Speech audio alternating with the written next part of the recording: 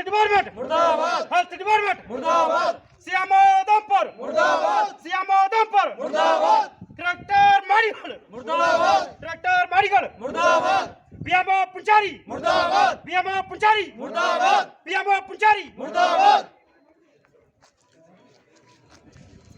Sir जो जहाँ पे आज स्ट्राइक की जा रही है ये किस मुद्दे पे की जा रही है सर? जी नमस्कार, मैं कुलदीप कुमार, सरपंच पंचायत हल्का चुलना, ब्लॉक पंचारी, डिस्ट्रिक्ट उधमपुर। आज जो पंचारी मेन बस स्टैंड पे जो आज प्रोटेस्ट किया जा रहा है, जो कल शाम को जो घटना हुई लांदर में, तो वहाँ पे जो हेल्थ डिपार्टमेंट की तरफ से जो डॉक्टर जिनकी ड्यूटी थी वो वहाँ पे मौजूद नहीं थे। उसके साथ ही जो एम्बुलेंस वहाँ पे मौजूद थी लेकिन उसका ड्राइवर नहीं था। उन लोगों को इतनी दिक्कत का सामना करना पड़ा।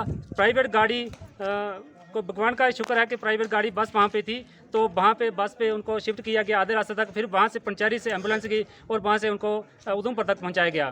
तो सबसे पहले जो हेल्थ डिपार्टमेंट जो बीएमओ पंचारी हैं, इनको ये पता होना चाहिए कि एम्बुलेंस जहाँ पे किसी भी हॉस्पिटल के पास एम्बुलेंस खड़ी है तो उसका ड्राइवर के बिना एम्बुलेंस का क्या फ़ायदा है। और दूसरा, जहाँ पे इतना बड़ा एरिया है जो पंचारी, हमारा जो तहसील हेडक्वार्टर पंचारी है, जहाँ पे फायर ब्रिगेड की कोई भी सर्विस नहीं है, तो हमारी पंचारी तहसील के लोगों की तरफ से यही एक मेन डिमांड है कि जहाँ पे फायर ब्रिगेड की एक गाड़ी होनी चाहिए। जब भी कोई ऐसा हादसा होता है तो चंद दिन पहले 3-4 हादसे ऐसे और भी हुए थे जो बिल्कुल रोड साइड थे, लेकिन फायर ब्रिगेड की गाड़ी ना होने के कारण उनका बहुत ज़्यादा नुकसान हुआ। तो एक फायर ब्रिगेड का जो जहाँ पे गाड़ी होनी चाहिए पंचारी में। और दूसरा, जो भी कल जो घटना हुई उसकी पूरी इंक्वायरी होनी चाहिए, इन्वेस्टिगेशन सीट बनानी चाहिए। और जहाँ पे जो ड्राइवर क्यों नहीं था, जहाँ एम्बुलेंस क्यों नहीं मिले उनको, तो उनका अगर ऐसा नहीं हुआ तो 1 हफ्ते के बाद हम दोबारा सड़कों पर उतरेंगे। शुक्रिया, जय हिंद, जय भारत। सुरेंद्र जी, आप क्या कहना चाहेंगे इस इंसिडेंट के बारे में? ये बहुत ही दुखद घटना है ब्लॉक पंचारी के लिए। और मैं ये साफ साफ बताना चाहता हूँ, जहाँ पे जो घटना है, ये पहला कारण नहीं है, जहाँ पे पहली घटना नहीं है।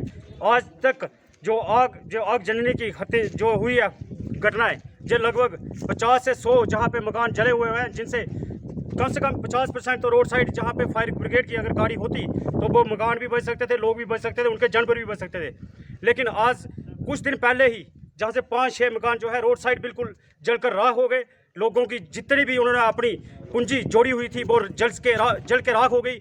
जबकि गवर्नमेंट की तरफ से उनको 10,000 तक की राशि एक सहायता के रूप में नहीं दी गई है। मैं साफ कहना चाहता हूँ, जो लांतर में जो घटना हुई है और वहाँ पे ना तो कोई जो फायर ब्रिगेड की गाड़ी पहुंची, ना ही कोई एम्बुलेंस। और देखो फर्स्ट एड कहाँ मिलनी थी उनको, उस हॉस्पिटल में ना तो वहाँ पे एम्बुलेंस खड़ी है लेकिन उसका ड्राइवर तक नहीं था, और ना ही कोई डॉक्टर थे। जहाँ पे सीएमओ की पूरी मिली भगत है, हम पहले भी बोल चुके हैं। सीएमओ जहाँ पे गांव के लोगों को जानवर समझता है, और अभी तक जो लांतर के लोग वहाँ पे सड़कों में बैठे हुए हैं, सीएमओ ने अभी तक इतनी हिम्मत नहीं की कि वो पंचारी आए। वो क्यों आएगा? क्योंकि लोगों को समझता ही जानवर है।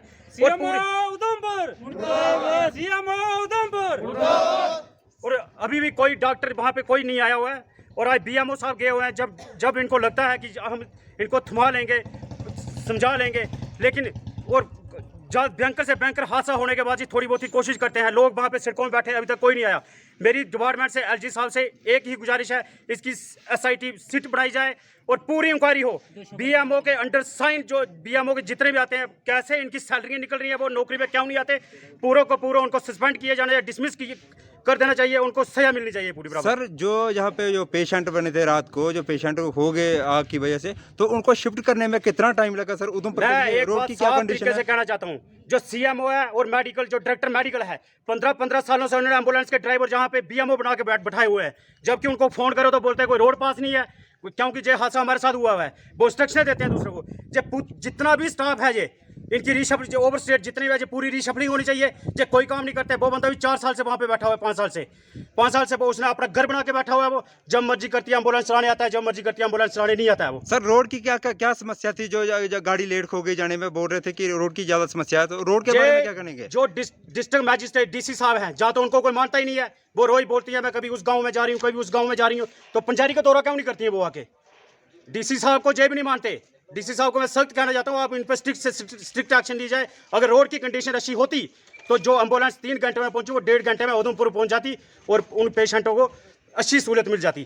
Thank you sir. मेरा नाम राजेश कुमार है। मैं पंचारी व्यापार मंडल की तरफ से आज जो हमारे लांतर में बहुत ही खतरनाक इंसिडेंट हुआ, उसके बारे में बहुत ही दुखद घटना हुई है। और ये सारी कमजोरी में सारी हेल्थ डिपार्टमेंट पे थोपूंगा, क्योंकि जो हमारा बीएमओ पंचारी हैं और CM उधमपुर उनकी मिली भगती से जहाँ पे स्टाफ पूरा प्रॉपर तरीके से काम नहीं कर रहा है। और मैं चाहूँगा कि इस केस की पूरी सही तरीके से इन्वेस्टिगेशन होनी चाहिए। और साथ में जो मैं DC मैडम से एक गुजारिश करना चाहूँगा कि पंचैरी इतना बड़ा इलाका है जहाँ 50,000 से ज़्यादा पॉपुलेशन है और जहाँ पे कोई भी फायर ब्रिगेड की कोई भी सुविधा उपलब्ध नहीं है। इतने बड़े इंसिडेंट हुए हैं और मैं आपको बताना चाहता हूँ कि पहले भी जहाँ पे कम से कम भी 10-15 घरों में ऐसे आग लगी और अगर हमारे यहाँ फायर ब्रिगेड की अगर सुविधा जहाँ पे होती तो काश उनसे कुछ बच सकता था इधर हमारा। तो मैं DC मैडम से बार बार रिक्वेस्ट करूँगा कि पंचैरी में कम से कम फायर ब्रिगेड की जो सर्विस है पंचैरी में ज़रूर होनी चाहिए। धन्यवाद। जय हिंद।